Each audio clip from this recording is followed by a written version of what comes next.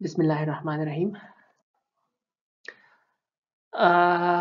This is most probably lecture number 8 of artificial intelligence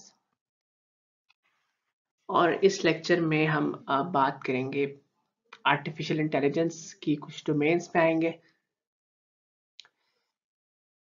इससे पहले हमने बिफोर मिड्स हमने कुछ जो कोर्स कवर अप किया था उसमें हमने आर्टिफिशियल इंटेलिजेंस को स्टार्ट किया था और देन हमने कुछ रिसर्च पेपर्स थे उनको कवर अप किया था जो कि हमने आरएम के जो स्टूडेंट्स थे उनका भी साथ हमने कंबाइन कर दिया था। तो वो जो टेक्निक्स थी वो कुछ लिटिल बिट टफ थी, डिफिकल्ट टू अंडरस्टैंड, बट हमने क्योंकि वो हमारे कोर्स की आउटलाइन नहीं थी इसलिए हमने उसमें बहुत डीपली नहीं गए। तो हमने जो था इस वक्त जो एआई में कवर अप किया है वो एआई की बेसिक्स, एआई क्या है, एप्लीकेशन पर्सपेक्टिव्स, कुछ previous old and recent techniques, उसके बाद कुछ रिसेंट रिसर्चेस हमने रिसर्चेस पढ़ी थी कि आजकल जो एआई में जिस तरह से काम हो रहा है, किस तरह से हो रहा है, क्या क्या हो रहा है, आजकल लेटेस्ट वर्ल्ड किस साइड पे जा रहा है। हमने बात की थी न्यूरल नेटवर्क्स की, मशीन लर्निंग की, डीप लर्निंग की, के आर्टिफिशियल इंटेलिजेंस में जो काम हो रहा है वो इस साइड पे हो रहा है।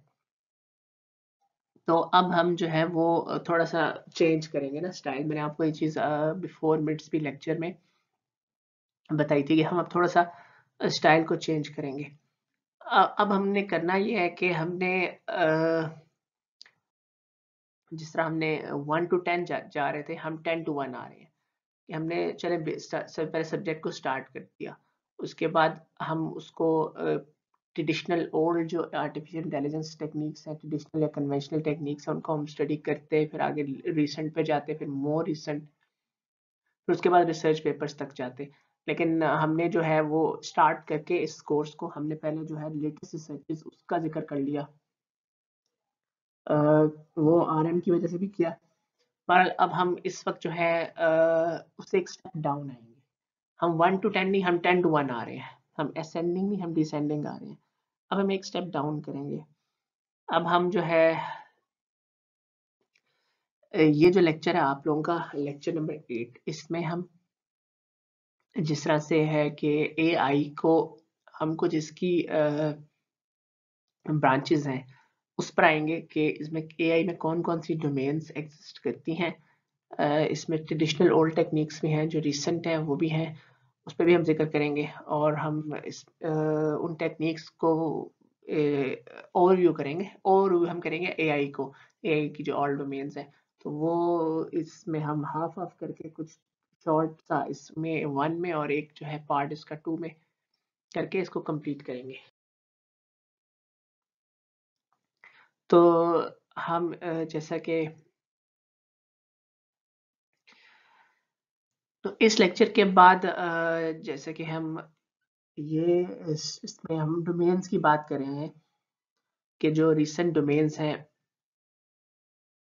तो उसमें जो वेरी रिसेंट है ना डोमेन्स, जो कि रिसेंट है, जिसमें रिसेंटली रिसर्च हो रही है, जिसके हमने रिसर्च पेपर्स भी डिस्कस किए थे, उन टेक्निक्स का थोड़ा सा ओवरव्यू करेंगे। डेप्थ में तो नहीं जा सकते, लेकिन हम उन टेक्निक्स को कुछ डिस्कस करेंगे यहाँ पर। फिर हम उसके बाद जो है फाइनली जो हमारा लास्ट पार्ट होगा, क्योंकि ये जो हमारा पार्ट है ना, ये 8 ए एंड बी पार्ट जो है 8 1 एंड 2 लेक्चर ये इसी पे होगा, एआई डोमेन्स। फिर आगे नेक्स्ट हमारे 2 to 4 लेक्चर जो है वो रीसेंट टेक्निक्स पे होंगे। फिर उसके बाद हमारे फाइनली जो रिमेनिंग लेक्चर्स हैं, एंड डिपेंडिंग अपॉन टाइम हम जो है वो ट्रेडिशनल टेक्निक्स हैं उसको डिस्कस करेंगे, एआई हिस्टोरिकल पर्सपेक्टिव और क्या क्या टेक्निक्स थी ट्रेडिशनल। मतलब हमने जो है एआई का स्टार्ट लिया और हम चले गए रिसेंट रिसर्चेस पे। अब हम एआई की डोमेन्स ब्रांचेस पर आएंगे और रिसेंट से टॉप टू डाउन आएंगे। तो एक डिफरेंट से वे में हम इस कोर्स को चला रहे हैं।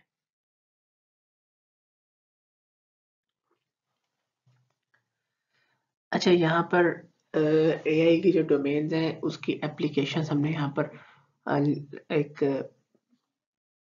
In the form of diagram भी हमने यहाँ दिखाया आपको किस किस तरह से इसमें इसकी एप्लीकेशंस किस किस तरह से काम कर रही हैं। मतलब एआई जो है वो कॉम्प्लेक्स प्रॉब्लम्स को सॉल्व करता है, डिसीजन मेकिंग में यूज है इसका, यह एक्यूरेसी बढ़ाता है और हाई लेवल कंप्यूटेशंस करता है। और बेसिकली जो इसकी एप्लीकेशंस है वो हम कोशिश करेंगे कि टेक्निक्स में ना डिस्कस करें, कि हम जो जो टेक्निक्स डिस्कस करेंगे उन टेक्निक्स में जो है वो साथ में ना एआई की जो एप्लीकेशंस है ना, क्योंकि यहाँ लिखा है डिसीजन मेकिंग, अब ये डिसीजन मेकिंग कैसे कर रहा है, कोई एप्लीकेशन इसकी हो, कोई प्रैक्टिकल एग्जांपल हो, वो हम टेक्निक्स में जब हम जाएंगे तो वहां पर इसको डिस्कस कर लेंगे। अच्छा, ब्रॉड वे में अगर हम देखें बिग पिक्चर में कि एआई की जो डोमेन्स हैं वो क्या हैं, वैसे तो डोमेन्स इसके अलावा भी हैं, लेकिन हम यहाँ पर जो है वो मोस्ट इम्पॉर्टेंट डोमेन्स हैं जिनको यहाँ पर हम डिस्कस करने जा रहे हैं। उसमें सबसे पहले रीसेंट डोमेन्स पे हम आते हैं। अच्छा, अभी मैं जो हूँ वो डिस्कस कर रहा हूँ, लेकिन अच्छा ये जो डोमेन्स हमारे पास मेंशन है सामने, इसमें कुछ रीसेंट है और कुछ ट्रेडिशनल है। हम रीसेंट फर्स्ट और ट्रेडिशनल जो है उसको बाद में डिस्कस करेंगे। जो वो ट्रेडिशनल डोमेन्स है ना, वो ये है कि जो एआई टेक्निक्स प्रीवियसली यूज होती आई हैं, और कुछ टेक्निक्स है रीसेंट। रीसेंट टेक्निक्स को उन पर कुछ जो है ना वो एडवांटेज हासिल है, कुछ लिहाज से वो बेहतर टेक्निक्स है, ज्यादा एप्लीकेशंस को टच वो करती हैं और ज्यादा एक्यूरेसी के साथ वो काम करती है। तो हम जो है हिस्टोरिकल पर्सपेक्टिव जो है वो लास्ट में डिस्कस करेंगे, लास्ट पार्ट इस कोर्स का जो है। अभी इस पार्ट के बाद भी हम ये रीसेंट टेक्निक्स को ही टच करेंगे। तो बेसिकली हमारे पास एक ये टेक्निक है एंड एक ये टेक्निक्स है। ये जो दो टेक्निक्स है ना, ये हम अभी कवर अप करने जा रहे हैं अपने नेक्स्ट जो पार्ट में, अपना हमारा जो नेक्स्ट फेज है लेक्चर 9 एंड अबव में। और बाकी जो है उसका कुछ पार्ट हम कवर अप करेंगे नेक्स्ट टू नेक्स्ट पार्ट में अपने।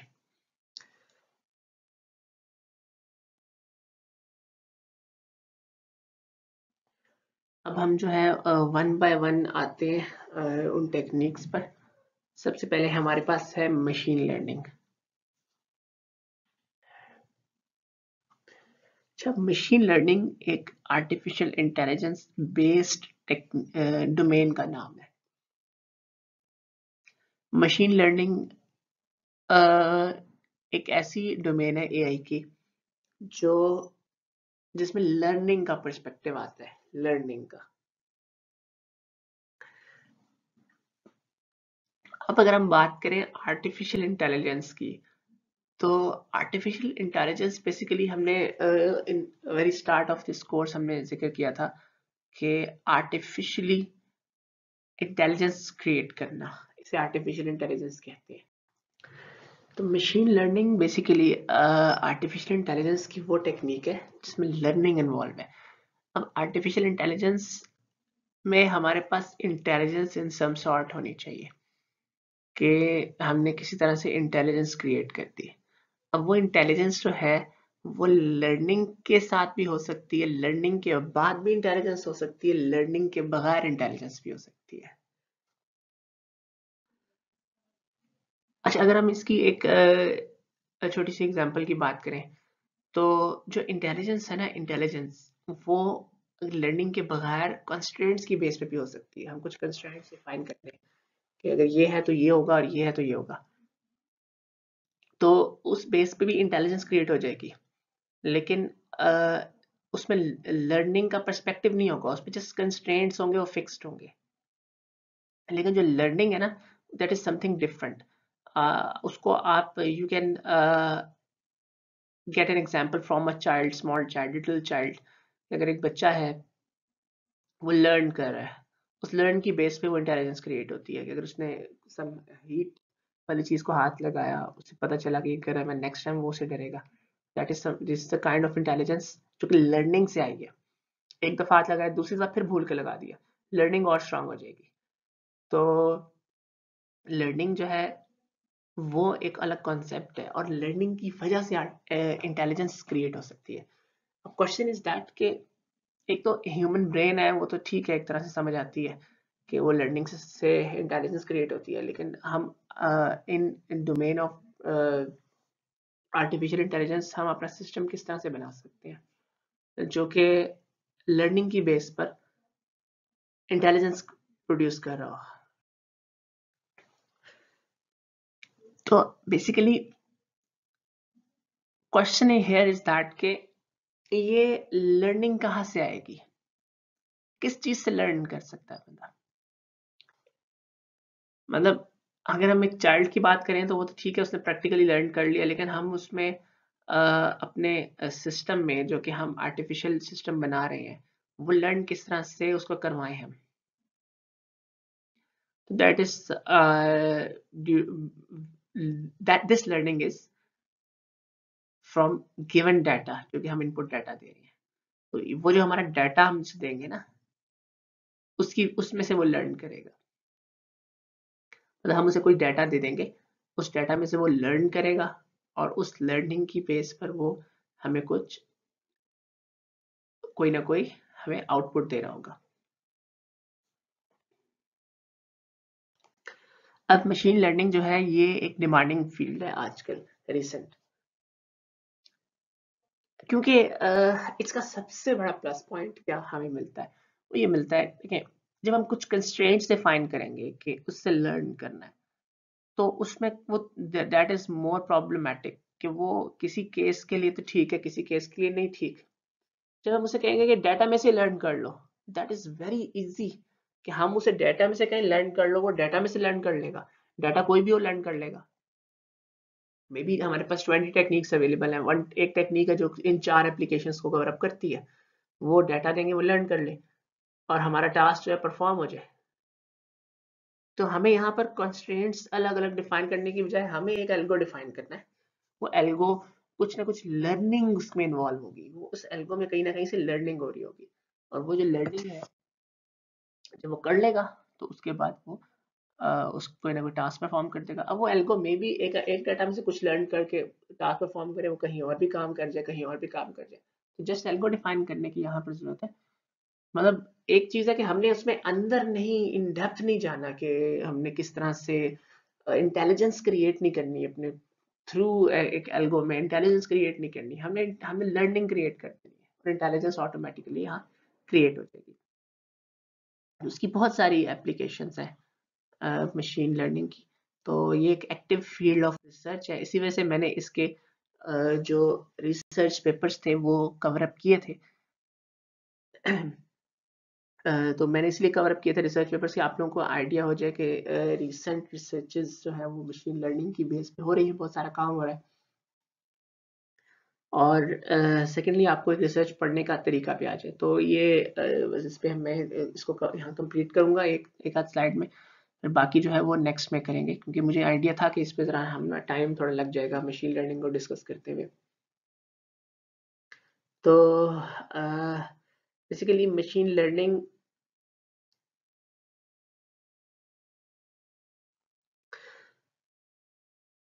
गिव्स कंप्यूटर पोटेंशियल कि जिसमें उस पोटेंशियल से वो लर्न कर सके विदाउट बीइंग हार्ड प्रोग्राम। मतलब प्रोग्रामिंग तो ठीक है, मशीन लर्निंग में भी है, लेकिन उसमें हम लर्निंग करवा देंगे हम, क्योंकि अगर हमने इंटेलिजेंस देनी है तो इंटेलिजेंस क्रिएट करने के लिए बहुत हार्ड फास्ट हमें कोडिंग प्रोग्रामिंग करनी पड़ेगी। लेकिन अगर हमने सिर्फ उस पे उसे एक लर्निंग सिखा देना कि बस इस तरह से लर्न कर लो, और हमें इस तरह से टास्क दे दो, परफॉर्म कर दो, तो वो that is much more easier कि हम बहुत ज़्यादा प्रोग्रामिंग पे फोकस की बजाय लर्निंग पे फोकस करते हैं। सेकेंडली अगर हम बात करें, अच्छा यहाँ कुछ लिखी हैं examples, self driving cars, image speech recognition, web search applications, इसके अलावा बहुत सारी डिसीजन मेकिंग पर्पसेस की एप्लीकेशंस यहाँ मेंशन है। तो मशीन लर्निंग जो है आजकल अगर आप लोग जो है एमएस थीसिस पर जाते हैं तो अगर बैचलर स्टूडेंट कोई हो तो वो that is a different thing कि बीएस स्टूडेंट जो है उसको एक एफआईपी में रिसर्च करने की कोई हार्ड फास्ट जरूरत नहीं होती। वो कोई और ऑप्शंस भी किए जा सकते हैं, लेकिन अगर आप एमएस थीसिस की बात करें या पीएचडी थीसिस की बात करें तो वहां पर जो है ना रिसर्च का पर्सपेक्टिव होना जरूरी है। तो उसमें मशीन लर्निंग जो है वो आप लोग उसमें काम जो है जा सकते हैं, काम कर सकते हैं अगर आप लोगों ने जो है।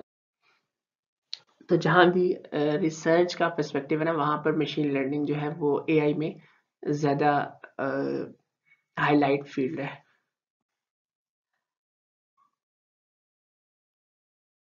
अच्छा, फर्दर इसमें हम डिटेल में अभी नहीं जाते। मशीन लर्निंग की सब डिवीजन है ये कि लर्निंग जो है ना मशीन लर्निंग में दो तीन तरह से हो सकती है, सुपरवाइज्ड वे में, अनसुपरवाइज्ड वे में, रीइंफोर्स्ड वे में। तो अगर ये स्लाइड आ ही गई है तो हम इसको थोड़ा सा देख लेते हैं। सुपरवाइज्ड मीन कि आपने उसे सुपरवाइज करना है, बताना है क्या लर्न करना है। अनसुपरवाइज्ड लर्निंग मीन्स आपने उसे नहीं बताना कि क्या लर्न करना है। आपने जैसे एक एल्गो दे देना, लर्निंग एल्गो, वो ब्लाइंडली उसमें ना बिल्कुल अंधाधुन वो उसमें से लर्न करके कोई ना कोई इंफॉर्मेशन निकाल लेगा डाटा में से। रीइंफोर्समेंट लर्निंग को मैं डिफाइन नहीं करता, आप इसको reinforcement learning in psychology Google पे लिख के सर्च करें और आपको कुछ ना कुछ इसमें डेफिनेशंस आएंगी, तो वो आप जरा एक दफा उसको ग्रास्प करें कॉन्सेप्ट उसका क्या है। तो हम जो है वो नेक्स्ट जो लेक्चर है उसमें रीइंफोर्समेंट लर्निंग को डिटेल में पढ़ेंगे। वही कॉन्सेप्ट जो रीइंफोर्समेंट लर्निंग का वहाँ है वो यही यहाँ अप्लाई होता है, सेम है। मतलब जो कॉन्सेप्ट साइकोलॉजी में रीइंफोर्समेंट लर्निंग का है ना, क्योंकि ये कॉन्सेप्ट जो है ना ये ज्यादातर अब जो मशीन लर्निंग है वो ह्यूमन से ही आई है। तो सुपरवाइज्ड, अनसुपरवाइज्ड, रीइंफोर्समेंट लर्निंग, ये ब्रॉड डिवीजन है तीन मशीन लर्निंग की। मैं अगेन रिवाइज करता हूँ, रिकॉल करता हूँ जो हमने आज किया।